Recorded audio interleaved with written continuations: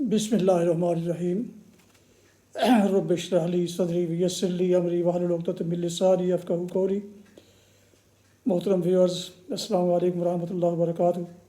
امید ہے کہ آپ اللہ تعالیٰ کے فضل و کرم سے خیریت سے ہوں گے۔ اللہ تعالیٰ آپ کو، آپ کے اہل خانہ کو ہمیشہ اپنے حفظ و امان میں رکھے، آمین۔ راہ ہدایت و نجات کے سلسلے کا ولاغ درس قرآن کا آغاز کرتے ہیں۔ مدرس ہوں گے جناب قاری حافظ مولانا محمد اقبال صاحب، خطیب جامعہ مسجد نگینہ محلہ انصاریہ شیخوپورہ۔ یہ روحانی اور قرآنی سلسلے کا ولاغ جو سراسر باعث خیر، باعث برکت اور باعث ثواب اور نور ہدایت بھی ہے۔ روزانہ کی بنیاد پر میں اسے اپنے یوٹیوب چینل بشیر رشیدی سے پیش کرتا ہوں، اللہ تعالیٰ کی رضا کے لیے، عوام الناس کی آگہی کے لیے۔ اللہ تعالیٰ میری یہ کاوش قبول فرمائے۔ شروع کرتے ہیں درس قرآن۔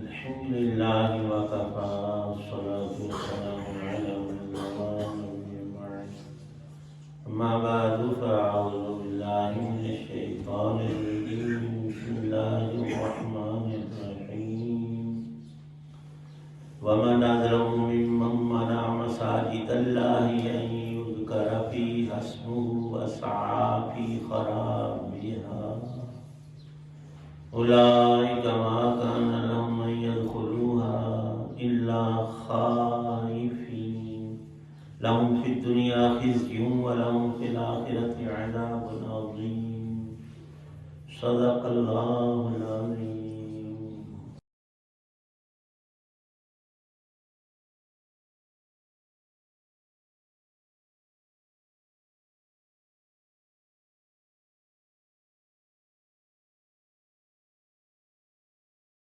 اور اس شخص سے بڑا ظالم کون ہوگا جو اللہ کی مسجدوں پر اس بات کی بندش لگا دے کہ ان میں اللہ کا نام لیا جائے اور ان مسجدوں کو ویران کرنے کی کوشش کرے۔ ایسے لوگوں کو یہ حق نہیں پہنچتا کہ وہ ان مسجدوں میں داخل ہوں مگر ڈرتے ہوئے۔ ایسے لوگوں کے لیے دنیا میں رسوائی ہے اور انہی کو آخرت میں زبردست عذاب ہوگا۔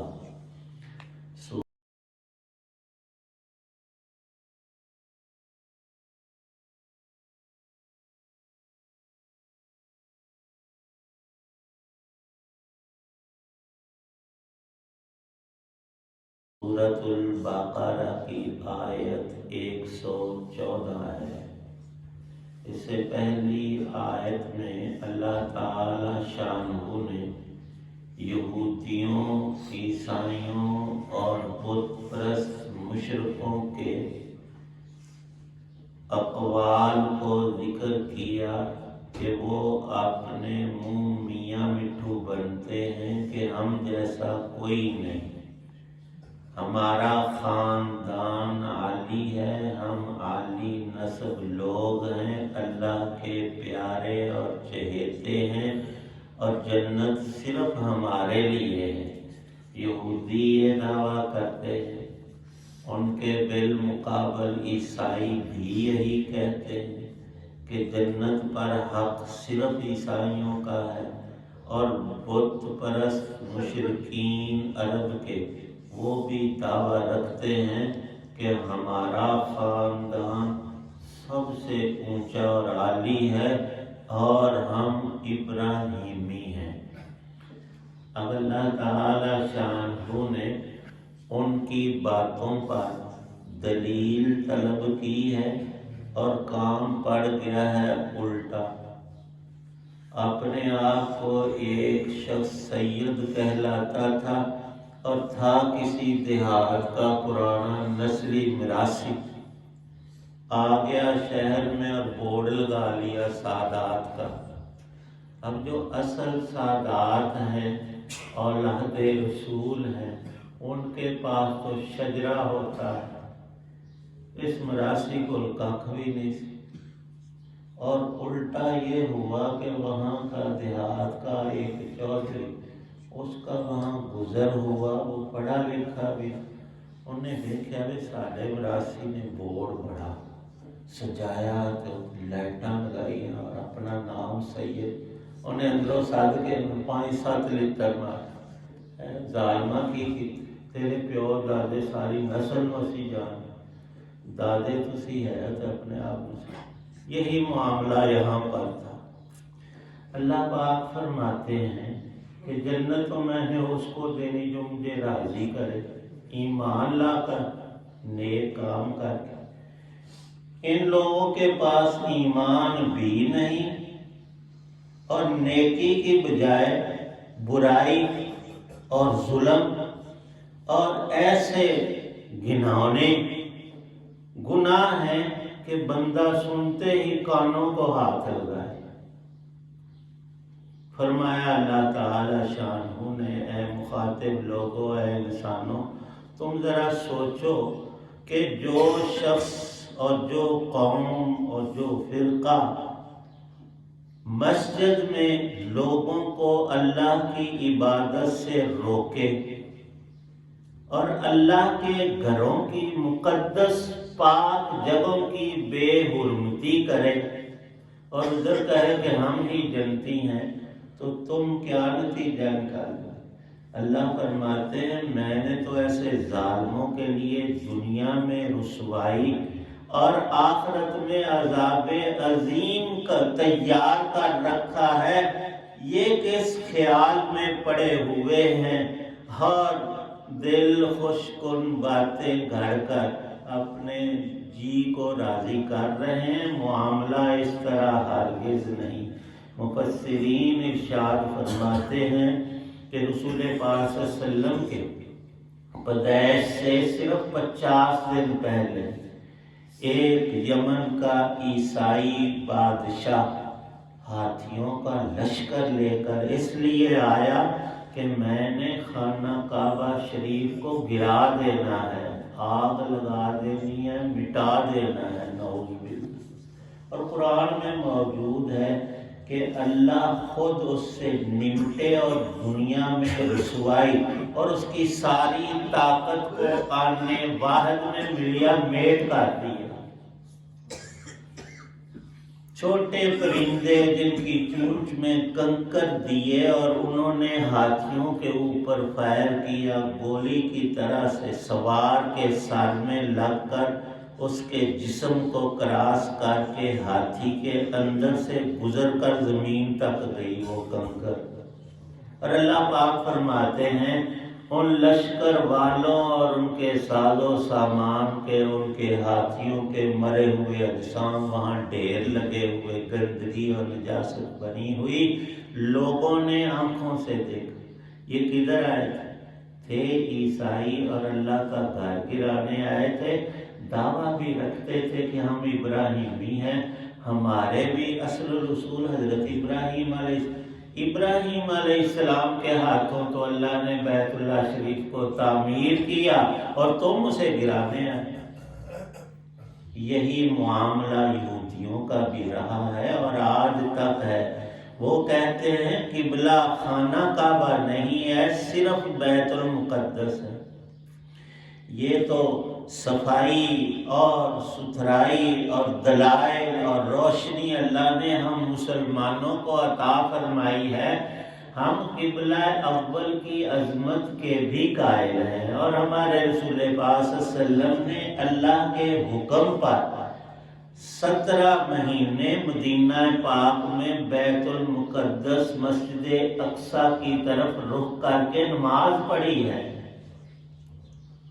پھر حکم ہوا کہ اب آپ اور آپ کی امت اور سب مسلمانوں کے لیے تا قیامت قبلہ اللہ نے حکمن بیت اللہ کو بنایا ہے۔ اور یہودیوں نے عیسائیوں نے آپس کی لڑائیوں میں، اسی طرح مشرکین مکہ نے ایک دوسرے کی عبادت گاہوں پر حملے کیے۔ ایک عیسائی بادشاہ، اس کا نام تیتوس لکھا ہے، بیت المقدس کی دائیں جانب کو، عیسائی مشرقی سائڈ کو منہ کر کے اپنی عبادت کرتے ہیں، عیسائی لوگ آج بھی۔ اور یہودیوں نے الرغم مغربی جانب کو اپنا قبلہ قرار دیا ہوا ہے، اور عرب کے لوگ شروع سے ہی بیت اللہ ہی کو قبلہ مانتے، اور پھر آپس میں ان کی کئی دفعہ لڑائی ہوئی کہ تمہارا غلط ہے، وہ کہتے تمہارا ٹھیک نہیں، وہ کہتے کہ تمہارا صحیح نہیں ہے۔ حالانکہ دونوں اپنے موقعوں کے اعتبار سے اور محل اور زمانے کے اعتبار سے اللہ پاک نے ان دونوں جگہوں کو پاک اور قبلہ اور مسجد قرار دیا ہے۔ کیسے انکار ہو سکتا ہے؟ بنی اسرائیل میں سینکڑوں نہیں ہزاروں انبیاء علیہ السلام فلسطین میں، ملک شام میں، مصر میں اللہ نے مبعوث کیے ہیں، بڑے بڑے مشہور انبیاء علیہ السلام، ان کا قبلہ یہ رہا ہے۔ ابراہیم علیہ السلام کے بیٹے اسماعیل کے ہاتھوں بیت اللہ شریف بنا کر ان کا قبلہ یہ قرار دیا، اور اللہ نے پہلی کتابوں میں تورات، انجیل، زبور میں بتایا تھا کہ میرا جو آخری رسول، سب سے بڑے رسول ہوں گے وہ ذو قبلہ تین ہوں گے، ان کے دونوں قبلے رہیں گے۔ کچھ وقت بیت المقدس، مسجد اقصی، اور پھر مستقلاً خانہ کعبہ شریف، بیت اللہ شریف، مسجد حرام ان کا قبلہ ہوگا۔ اب ان عیسائیوں نے اس تیتوس بادشاہ کے زمانے میں مسجد اقصی کو، بیت المقدس کو گرا دیا، آگ لگا دی، اور یہاں یہ انہوں نے بس نہیں کی، تو راز شریف کے جو نسخے وہاں تھے ان کو آگ لگائی۔ یہ یہودی اتنی خبیث قوم ہے کہ دنیا میں اپنا مال منال، چیزیں بڑھانے کے لیے، کمپنیاں چلانے کے لیے آج بھی عیسائیوں کے زیر دست رہتے ہیں، ہمیں کوئی گزند نہ پہنچے۔ ان عیسائیوں نے تو تمہاری کتابیں جلائی تھی، اور یہ الٹا ہمارے قرآن پاک کو پکڑ کر کہتے ہم آگ لگائیں گے، ہم ختم کریں گے، ہم دنیا میں چھپنے نہیں دیں گے، رہنے نہیں دیں گے۔ یہ جسارت اللہ فرماتے ہیں کہ پھر میری طاقت کہاں گئی؟ میں تو دنیا میں تمہیں ذلیل و خاسر کروں گا ہی، اور آخرت کا عذاب کن کے لیے رکھا؟ جو اللہ کے گھروں کو ویران کرے۔ رسول پاک صلی اللہ علیہ وسلم جب جہاد کے لیے، غزوات کے لیے، سریات میں اپنا لشکر بھیجتے، خود ہوتے تو یہی عمل فرماتے، لشکر کو تاکید کرتے۔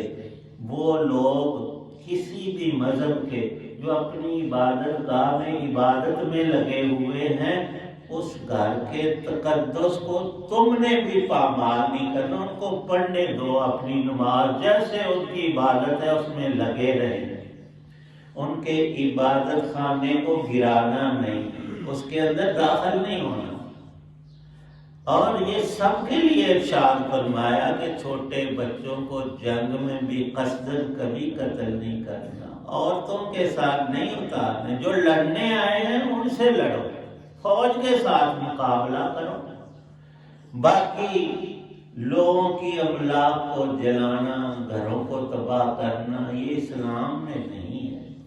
یہ تو جو بد مذہب ہیں، دعوے کچھ کرتے ہیں، ہم ساری دنیا کے انسانوں کے خیر خواہ ہیں، اور خیر خواہ یہ کہ ہر ایک کی جیب خالی ہو کر، اور عجیب بات لکھی ہے، اللہ کے سب کاموں میں بڑی حکمتیں ہوئی۔ رسول پاک صلی اللہ علیہ وسلم سن 6 ہجری میں، ہجرت کے 6 سال میں 1500 اصحاب کو لے کر عمرے کے لیے تشریف لائے۔ اس وقت غلبہ تھا بت پرستوں کا، مشرکین کا۔ وہ سرداران مکہ جو تھے انہوں نے روک دیا کہ ہم آپ کو عمرہ نہیں کرنے دیں۔ عمرے میں انہوں نے کوئی لڑائی کرنی تھی، خانہ کعبہ شریف کا طواف کرتے اور قربانی کرتے، صحیح کرتے اور واپس چلے جائے۔ انہوں نے کہا نہیں، آپ کو داخل ہونے ہی نہیں دینا۔ حدیبیہ میں ان کو روک دیا رسول پاک صلی اللہ علیہ وسلم کو، اور آپ کے ساتھ عمرہ کر۔ حالانکہ شروع سے صدیوں سے ان لوگوں نے کبھی کسی کو بھی نہیں روکا عمرے سے، حج سے۔ جو چاہے آئے، اللہ کی عبادت کرے، اپنا طریقہ اختیار کرے، لیکن انہوں نے نبی پاک صلی اللہ علیہ وسلم کو روکا۔ اللہ پاک فرماتے ہیں میں ان کو رسوا کروں گا۔ اور 2 ہی سال گزرے تھے، 10,000 کا لشکر، پھر یہ مقابلہ نہیں کر پائے۔ اللہ کے رسول صلی اللہ علیہ وسلم نے اعلان کیا کہ ہم اللہ کے شہر کو مقدس سمجھتے تھے اور آج بھی ایسا ہے۔ جو بھی ہمارا دشمن اللہ کے گھر خانہ کعبہ شریف میں آ جائے، مسجد حرام میں داخل ہو جائے، اس کو ہم قتل نہیں کریں گے، اس سے نہیں لڑیں گے۔ اور یہ شہر مکہ مقدس ہے۔ جو بھی بندہ اپنی دروازہ بند کر لے، کنڈی لگا لے، ہم اس کے گھر پر بھی حملہ نہیں کریں گے، اس کو بھی کچھ نہیں کہیں گے۔ یہ ہے اسلام اور کفر میں یہ بنیادی فرق کی چیزیں ہیں۔ اللہ نے جو نعمت ہمیں بخشی ہے اس کی قدر کرنی چاہیے، اسے سمجھ کر عمل کرنا چاہیے۔ اللہ پاک نصیب فرمائے۔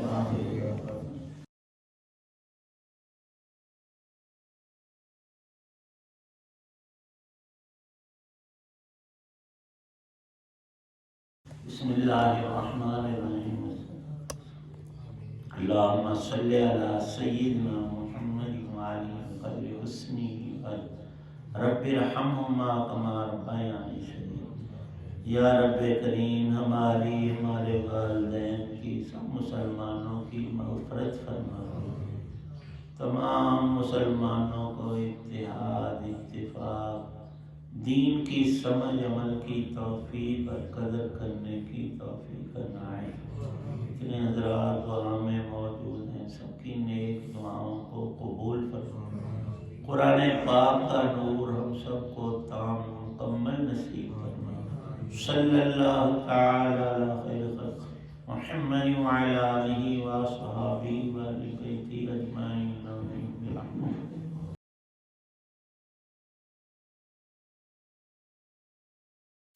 راہ ہدایت و نجات کے سلسلے کا ولاغ درس قرآن پیش کیا گیا۔ آج کے درس میں سورہ البقرہ کی آیت مبارکہ 114 کی تلاوت، ترجمہ اور تفسیر بیان کی گئی۔ مدرس تھے جناب مولانا محمد اقبال صاحب۔ راہ ہدایت و نجات کے سلسلہ کے روحانی اور قرآنی ولاغ جو سراسر باعث خیر، باعث برکت اور باعث ثواب، نور ہدایت بھی میں نے اپنے یوٹیوب چینل بشیر رشیدی سے پیش کیا، اللہ تعالیٰ کی رضا کے لیے اور عوام الناس کی آگہی کے لیے اور تعلیم کے لیے۔